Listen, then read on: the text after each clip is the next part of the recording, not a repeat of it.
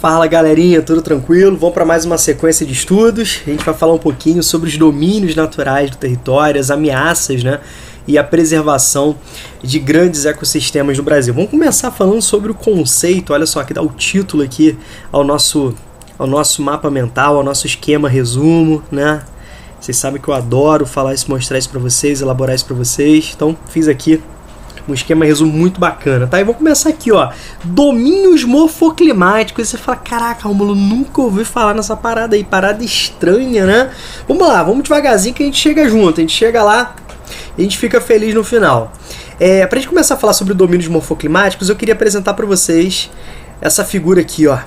Esse cara aqui, esse renomado professor, esse renomado pesquisador, o professor Aziz Absaber, né? Tô vendo aqui até o nomezinho do mapa, que daqui a pouco eu vou mostrar para vocês o mapa, né, formado, elaborado com base nos seus estudos, né?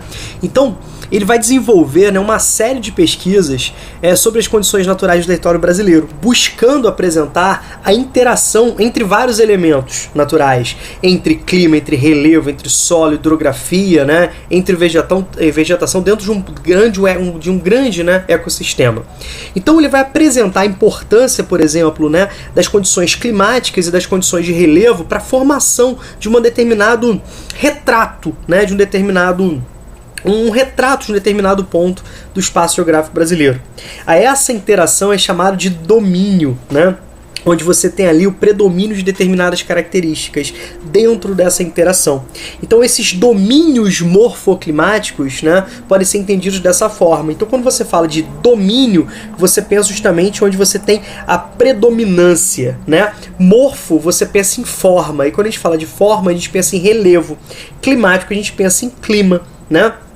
As condições atmosféricas, né, ao longo de um determinado tempo. Então a gente está falando de pluviometria, a gente está falando de médias térmicas, né, e a interação com os outros elementos naturais, certo? Então, aqui, ó, vê se ficou claro para vocês. Então, quando a gente fala de domínios morfoclimáticos, a gente está falando de características semelhantes, né, de uma determinada área, de um determinado ecossistema, através da interação de elementos naturais, como relevo, clima e vegetação, solo, hidrografia, né?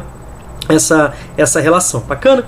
O professor Aziz Absaber, ele vai regionalizar o Brasil em 6 grandes domínios morfoclimáticos, né? O domínio amazônico, o domínio do cerrado, o domínio dos mares de morro, deixa eu tirar aqui, ó, o domínio da caatinga, das araucárias, das pradarias e as faixas de transição. Rômulo, o que seriam as faixas de transição? Seriam justamente aquelas áreas de passagem, né? Onde um domínio se confunde com outro, onde você tem a convivência de características ligadas a um domínio e características ligadas ao outro. À medida que você se aproxima de um domínio, você vai, né, perdendo características do outro domínio.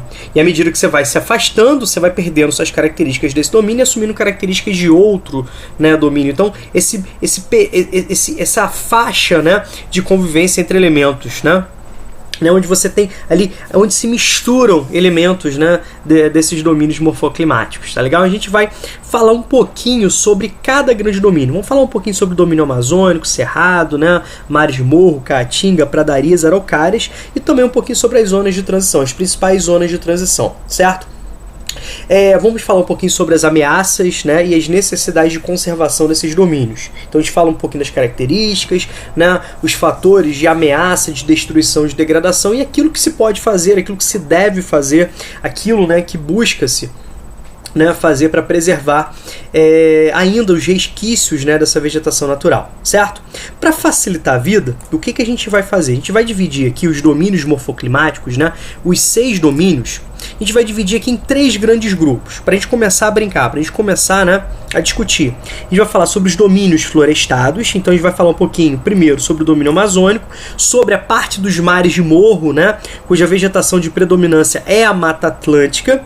A gente vai falar um pouquinho sobre as nossas florestas, né, de pinheiros, nossas florestas de araucária, né, a nossa floresta de araucária, o domínio das araucárias. A gente vai falar um pouquinho sobre as estruturas herbáceas e arbustivas. Então, quando a gente fala de áreas florestadas, você pensa no porte, né? Estruturas arbóreas são estruturas de grande porte, estruturas que ultrapassam 8 metros, né?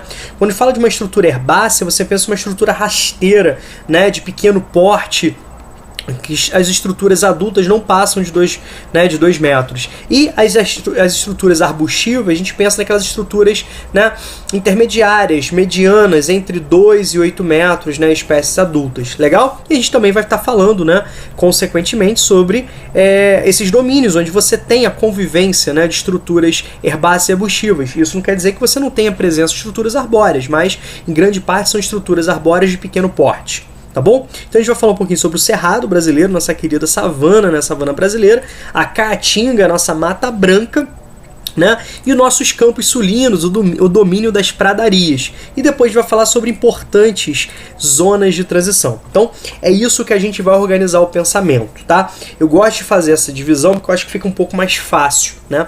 Quando nós formos falar um pouquinho sobre determinadas características, né? Apresentar o posicionamento geográfico, mas eu quero que você entenda.